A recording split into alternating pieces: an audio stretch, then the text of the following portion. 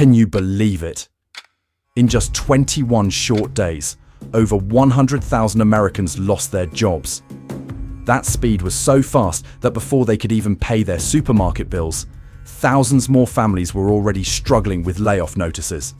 And even more concerning, this wave of job losses doesn't discriminate against anyone.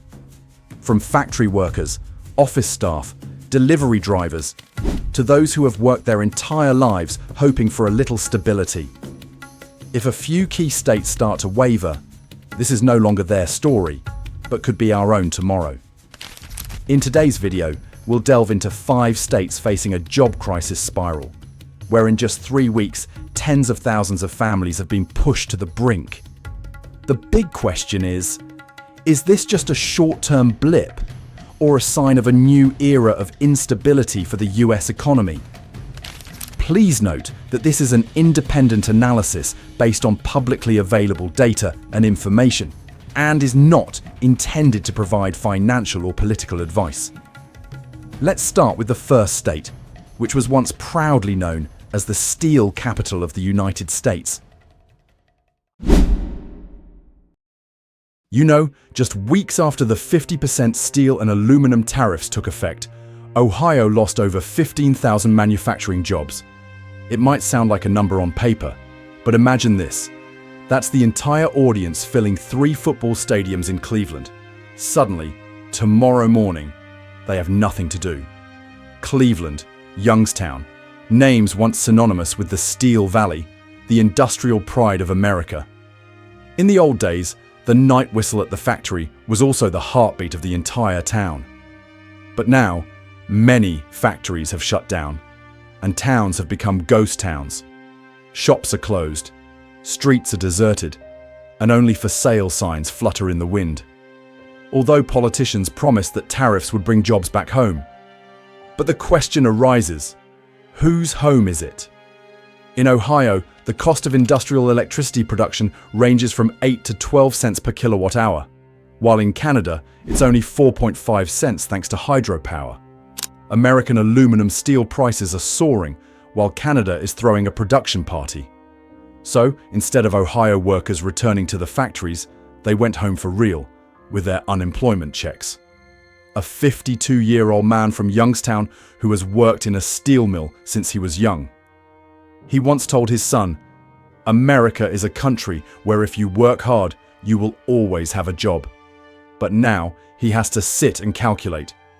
This month's electricity bill is higher, his wife's medication costs can't be cut, and he doesn't know where to get the money for his daughter's university tuition. It's no longer political theory, but a burning question on our dinner tables every night. Middle-class Americans in the Rust Belt were already struggling to make ends meet. Now they have to choose between paying the electricity bill and buying medicine, between another can of beer at Walmart or a full meal for their child.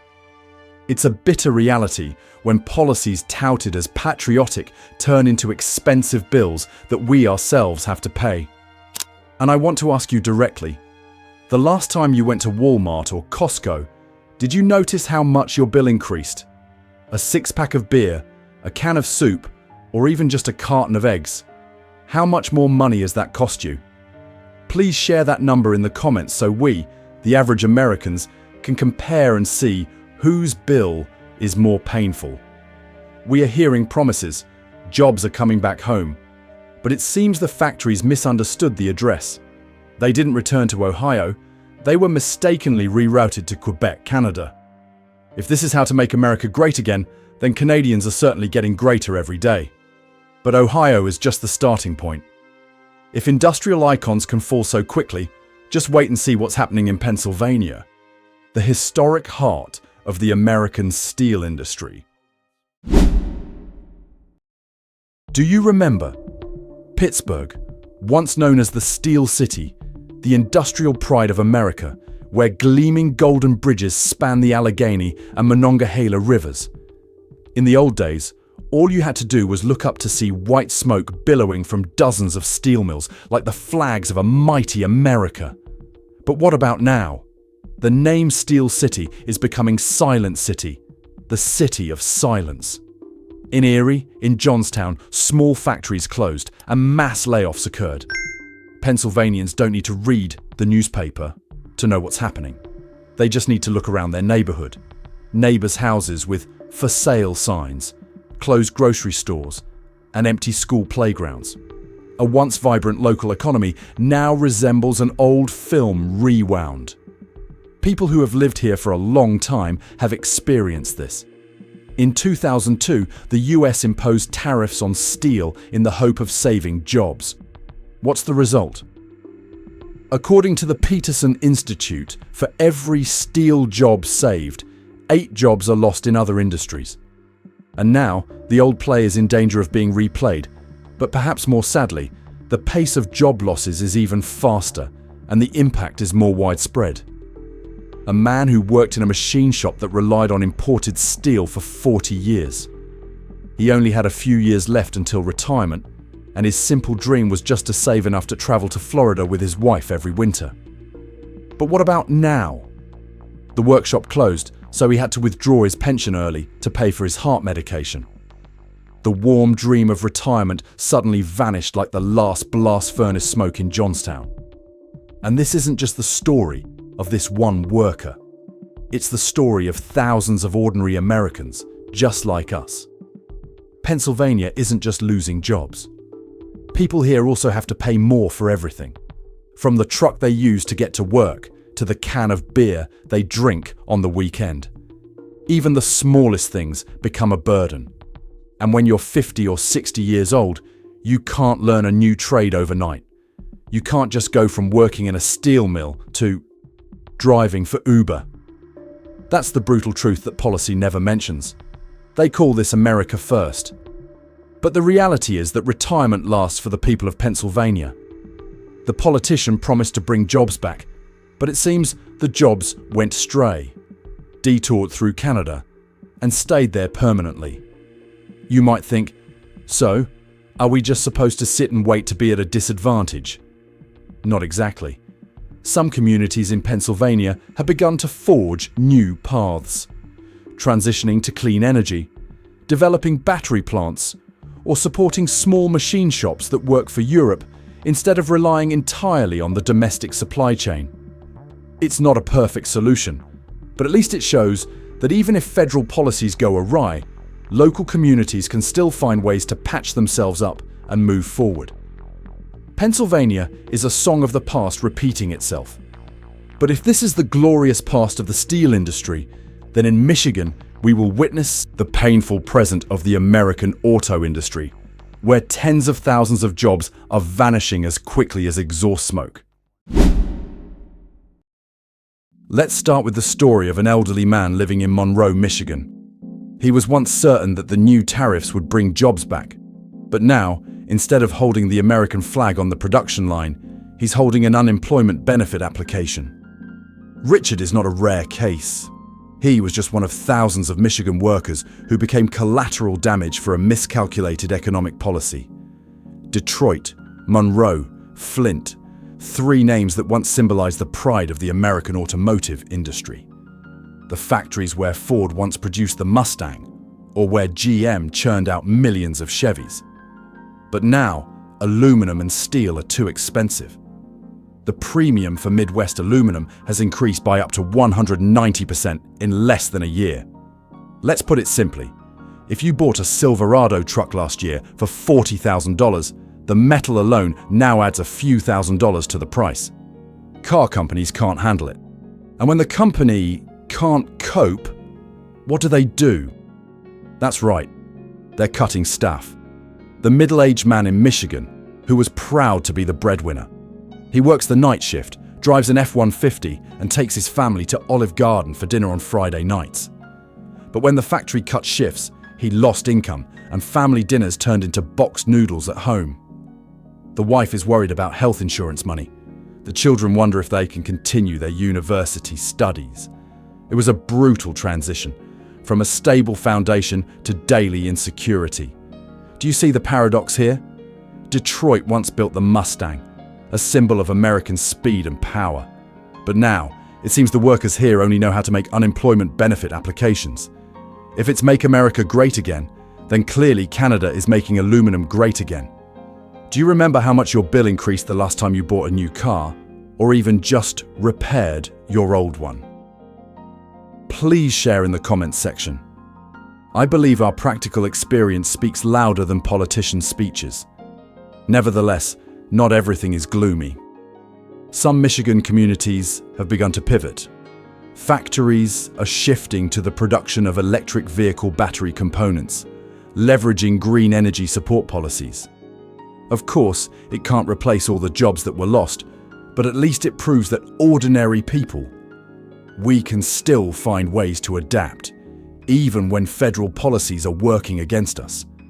Michigan seems to be stalled at the crossroads of the automotive industry, but if we lose our car here, in Wisconsin, people lose their beer too. And that was the direct blow to the American weekend celebration. Let's try to imagine a weekend afternoon in Milwaukee. You walk into Walmart, past the familiar beer aisle, Miller, Budweiser, Coors, the aluminum cans lined up shiny under the neon lights. But instead of reaching for the whole bucket like you usually do, you hesitate. Because prices have skyrocketed. A case of beer that cost only $18 last year has now gone up to $24. You swallow, look at your shopping cart, and have to weigh your options.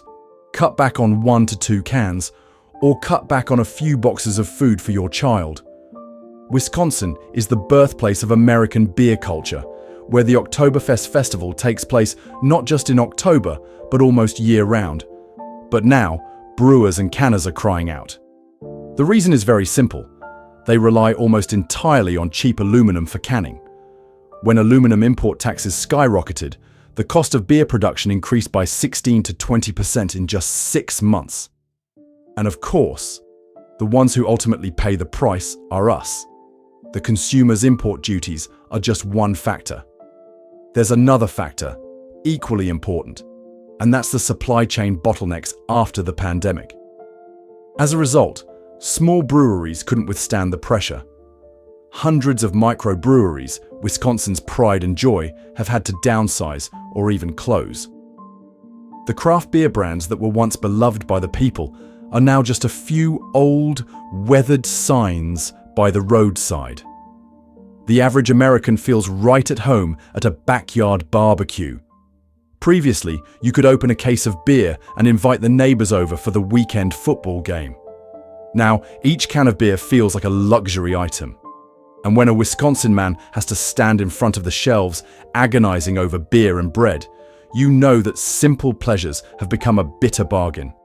They call it a patriotic tariff.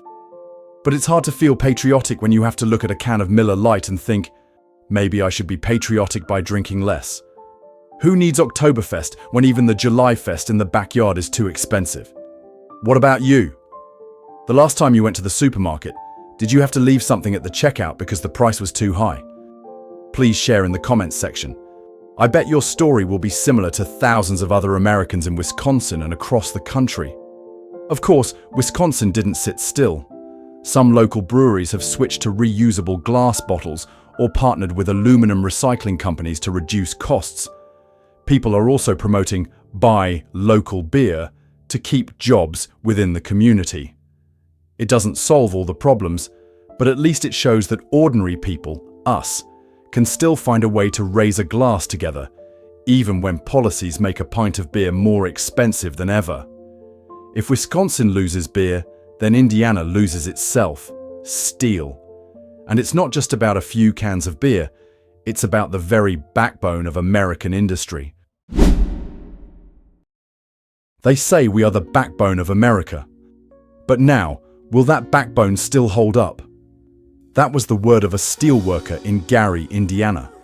And perhaps no sentence more accurately describes today's reality.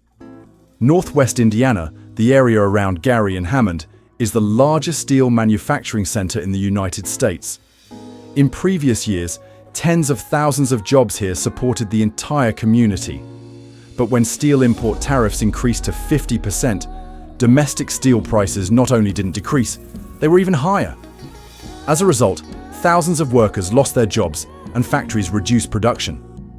The neighborhoods around the steel mill are now deserted, with shops closing down en masse.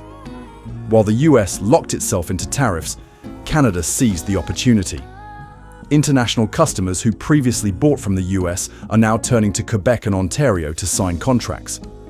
Canadian metal industry revenue increased by nearly 13%, while Indiana workers saw their jobs cross the border faster than a trainload of steel.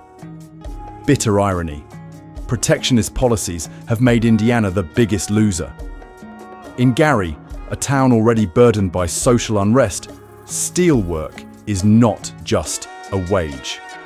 It's also a source of pride and identity. Now, the 55-year-old man who used to work 12-hour shifts to support his entire family must face reality. His son will likely never work in the workshop like his father. The church emptied out, small shops disappeared, and the feeling of a community losing its soul became more evident than ever. Indiana once produced steel to build the great bridges spanning the Mississippi River, symbolizing connection and progress. But now, it seems they only serve as a bridge for jobs to go straight to Canada. It's an economic bridge that probably no one in Indiana wants to build. I'd like to ask you, if the job you've trusted for 20 or 30 years suddenly disappeared one day, what would you do? Are you changing careers? Is early retirement withdrawal possible? Or simply sit and watch the bill increase every month? Please share your thoughts in the comments section, as this is a question that thousands of Indiana families are facing. Fortunately, not everything is gloomy. Some Indiana communities have begun to find new paths, converting factories to produce lightweight building materials, investing in renewable energy, or training highly skilled workers to participate in federal infrastructure projects. It's not enough to save everyone, but at least it proves that ordinary people won't accept sitting idly in the dark. 5 bangs, 5 stories. But a big question for us is, will America learn from these stories? Or will it continue to repeat the cycle once again? Imagine 100,000 jobs vanished in just 3 weeks across 5 Rust Belt states. So, what would happen if this wave didn't stop at the borders of Ohio, Pennsylvania, Michigan, Wisconsin, and Indiana, but spread nationwide? According to economic experts, at the current rate, if this tariff policy lasts for 6 months, the number of job losses could reach 600,000 to 800,000 across the United States. To put it into perspective, that's the population of the entire city of Boston that could disappear from the labor market in just half a year. This is no longer just a matter for the steel or aluminum industry. It will also spread to the automotive industry. The price of each car increases by several $1,000s. The dream of a new car for middle-class families becomes more distant. Meanwhile, household appliances, refrigerators, washing machines, microwaves, all made of steel and aluminum, will make the number on the shopping bill balloon. What about daily life? A can of beer, a can of Campbell's soup, even a can of cat food would become affordable luxuries. And you know who bears the brunt of it all? It's not the politicians in Washington, but ordinary Americans, right at the checkout counters of Walmart and Costco. A man shared, when the price of aluminum increased, the factory was forced to lay off 20% of its workforce. And I was among them. For the first time in my life, I had to apply for unemployment benefits. My son, who is in his senior year of high school, said, "Dad, maybe I'll postpone college to work part-time." That's how the wave spread. From heavy industrial states, it spilled into even seemingly safe families. They used to say, "What happens in Vegas stays in Vegas." But in economics, what happens in the Rust Belt never stays in the Rust Belt. When a flawed policy originates in a few states, it spreads faster than the flu, and the entire United States ends up sneezing. What do you think? If the number of job losses increases to 1 million next year, what will America look like? And how will your family be affected? Please leave your thoughts in the comments section, as it's your stories that truly paint the picture. Of course, there's still a way out. Some analysts argue that the US needs to rebalance, investing more heavily in cheap energy, metal recycling, and expanding smart trade cooperation instead of confrontation. It's not an immediate solution, but at least it shows that if we want to avoid a nationwide crisis, we have to change the way we play before the board is completely tilted in the opponent's favor. We just passed through 5 states: Ohio, Pennsylvania, Michigan, Wisconsin, and Indiana. Each one a chapter in the sad book titled 100,000 Jobs Disappeared in Just 3 Weeks. The numbers are no longer on reports, but have become electricity bills, supermarket bills, and silent dinners in thousands of American families. 100,000 jobs vanished as quickly as a storm sweeping through the Rust Belt. 5 heavy industrial balconies became the epicenter of this challenge. Meanwhile, Canada saw a 12 to 13% increase in aluminum revenue, and the northern plants were celebrating as if they were reveling in our pain. Even more concerning, if this wave spreads, we could see 600,000 to 1 million jobs disappear within a year. So, what will be left of America once the workshop of the world? And the question for you, the audience watching: has America learned anything from these stumbles, or will we continue to repeat the cycle? And more importantly, have you, yourself, seen how your grocery bills, medical bills, or car repair costs have changed over the past few months? Please share your story in the comments section. These aren't just numbers, they're living proof of how policies have affected ordinary Americans.